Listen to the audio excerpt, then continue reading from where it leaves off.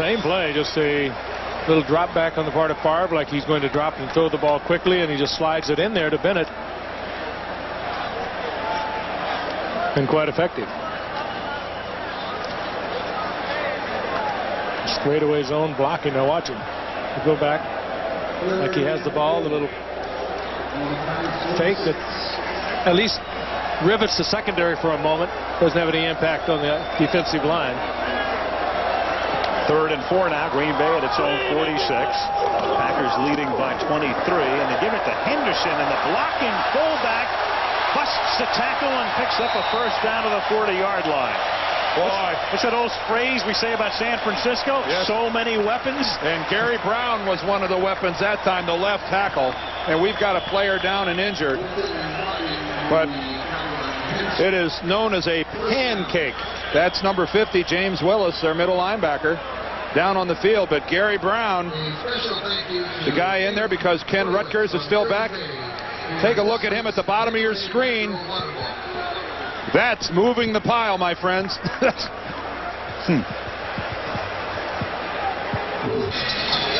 But James Willis walked off. He's just stretching it out right now. He's you just come back and see that shot, you think there's a problem, but he walked off under his own power. And they work on him, and Joe Kelly takes his spot at middle linebacker as the pack resumes its drive at the Philadelphia 40-yard line, and Favre gives the ball to Bennett. Picks up 2. A little to no mercy in this game of pro football. They go right at Joe Kelly, who is now in his 11th year, been travel around this league a little bit. Cincinnati and the Raiders. Hired gun. Played here with Green Bay. 2nd and 8, 8.5 to go in the 3rd quarter. And Willis up and walking around on the Eagles sideline. Looks for Henderson, hits him, and he gets run over by Kelly. Well, Jets, come on.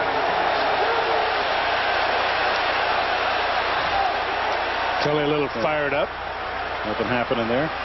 Guys, remember last year, I know a lot of people remember the scene in the NFC Championship game. Gil Haskell, the assistant coach for Green Bay, run over in that horrific collision on the sideline, and he was knocked cold, and there he is in the middle, and we're thrilled to report 9 months later, Gil Haskell feels great.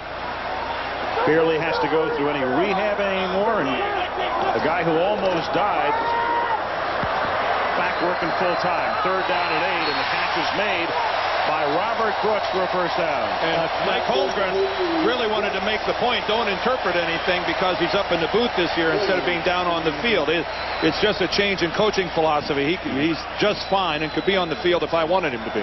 Robert Brooks made a deep out, and you saw one of the strong arms again. Great delivery, not bad coverage by Bobby Taylor, but I'll tell you, Favre had so much on this ball. That's pretty good coverage on a deep out. But he had so much on it, timed out so well with Brooks, that no way Taylor could get back, even though he was in the right position.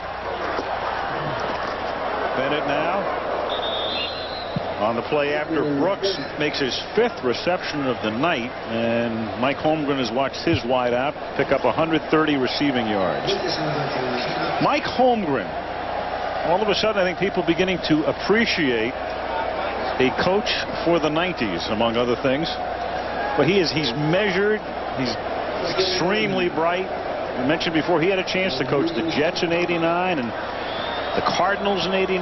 Just didn't feel it was right. But boy, it's right here. And they have a very cohesive operation. Holmgren, Ron Wolf, the general manager, their chain of command is very small. 2nd and 11, and a backside screen is set up beautifully to Bennett. And Bennett tries to dive, and he's in for the touchdown. And that's a Mike Holmgren favorite. He loves the screen pass, as did Bill Walsh, his mentor out of the San Francisco 49ers. Nobody really does it much better than the 49ers. If with maybe the exception now of the Packers. Bennett may have lost a little bit of air for a moment falling on the ball. Otherwise, he would have been in the first row. Well, the guy who got out there and got it started from a blocking standpoint was Aaron Taylor, the left guard, number 73. There he is right there blocking up front on Dixon. Then he releases with the center, Frank Winters. And there's the block on Zordich by Taylor. Winters goes on downfield. It's just a beautifully executed play. And Bennett just finishes off the last 4 yards by himself. Chris Jackie tacks on one more. 6:14 left in the third quarter. The Green Bay Packers trying to tell the country they are for real. And who's to argue? 37-7. I'm a believer.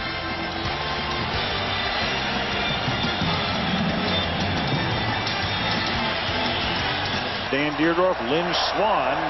Hentrick kicks off. And Charlie Garner was going to down it in the end zone and then runs it back and brings it back out to the 23. So that was worth 3 extra yards. Eagles are shell-shocked with 6:03 left in the third quarter. 37-7 Pack.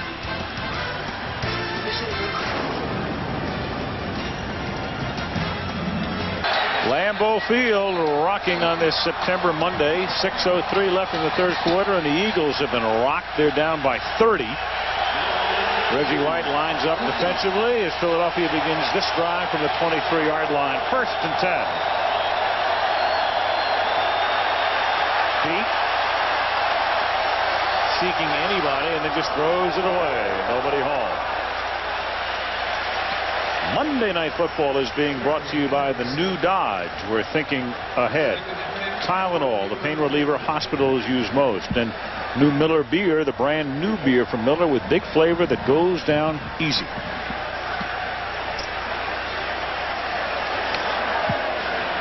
Second down 10. Eagles go home next week and face Detroit Sunday. Green Bay here taking on unbeaten San Diego. Waters up to the 28-yard line. Here is our credential fact tonight. Irving Fryer, a member of the Philadelphia Eagles.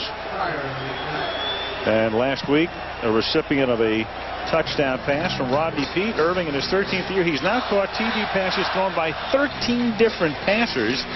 And that ties an NFL record for touchdown receptions from most different, and we say passers because you have other guys beside quarterbacks throwing it to him. So Irving Fryer, who caught one last week from Rodney Peete, lining up here on the 3rd and 4. And Peete under pressure and is lucky that wasn't picked off, and Sean Jones can't believe he dropped it.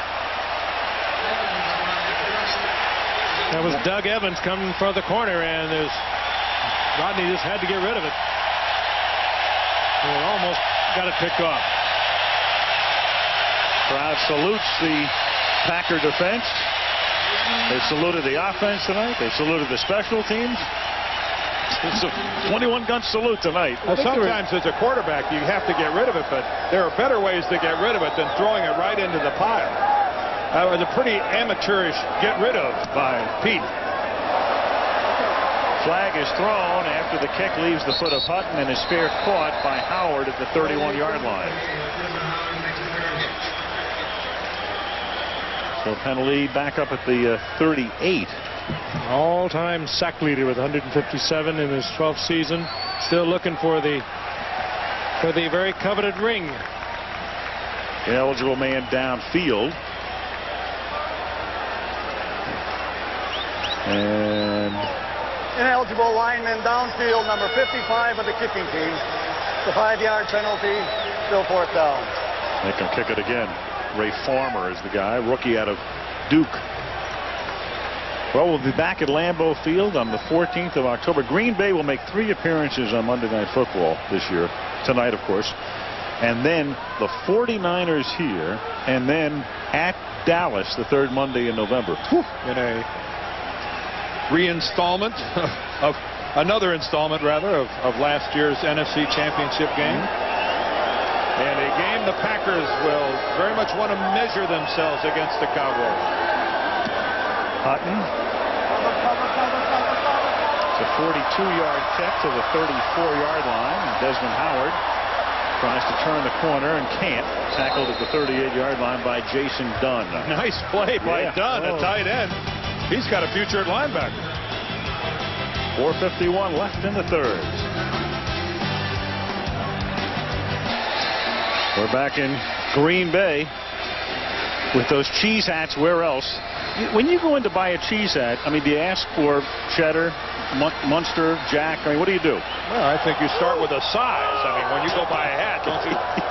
Are you assuming that it's one cheese head fits all? Well, I don't think so. As Bennett picks up 8 yards here, Brian Dawkins makes the tackle. And you go for a wedge, or do you go for the full round?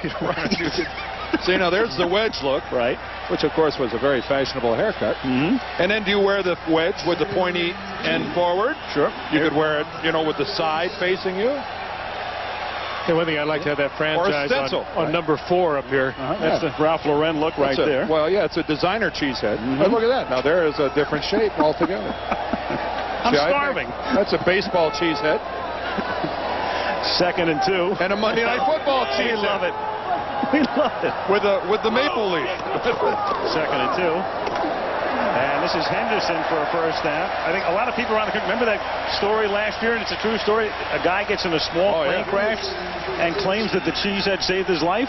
I'm flying home with a cheese head tonight. Oh, you've met my pilot. Okay. Oh man! See, look at that. There we have children's cheese heads. Holmgren cheese head. Well, put it back down. There we go. You guys are checking out the cheese. Green Bay is quietly just having their way with Philadelphia defensively. Well, Philadelphia right now saying, I don't want the cheese anymore. I just want out of the trap. Yeah, well, they're going through Philly's defense like it's Swiss cheese. 1st and 10 from the 44 with 3:20 to go in the third. And Henderson, the fullback, pulls ahead for about 4.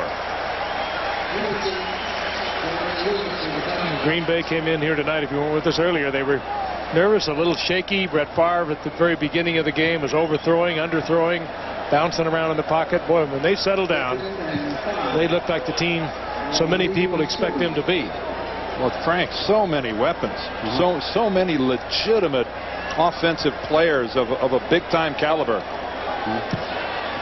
28 touchdowns, 2 interceptions in his last 9. We showed you what it was after 8. 25 and 2. Counting tonight.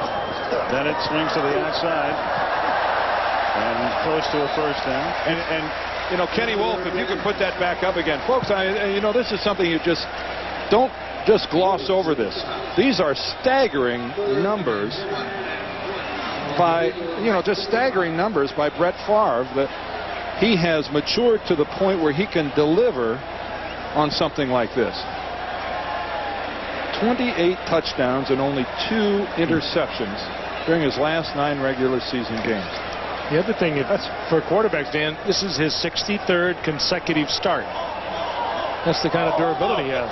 Remember, tonight he started 0 for his first 5. So he's 17 for his last 26, and here's another first down. If you're a Jet fan, it has to kill you to think, and people who follow it closely can remember the '91 draft. Ron Wolf is back with the Jets working under Dick Steinberg, and they loved Favre, and the Jets tried to trade up in the draft to get to Favre, and they had the pick after Atlanta. So Atlanta takes Favre, the Jets have to take Browning-Nagel, and then Wolf comes here, and the first thing he does when he hires Holmgren is goes after Brett Favre and gets him from Atlanta. And that's how close Favre came to being a New York Jet. And, of course, only 3 players remaining from when he came here, Dan, 5 years ago. That's how they have revamped this franchise. Bennett. And they do it as a team. And when I say they, I'm talking about Ron Wolf and Mike Holmgren. They run this thing jointly when it comes to personnel. Mike has an awful lot of input, and this is as smooth a running of a franchise as you will ever find, the way Wolf and Holmgren get along. Right now, say something about owners. They don't have one here. No, it's owned by the community of Green Bay, and the stockholders might live across the street, might live down in Milwaukee,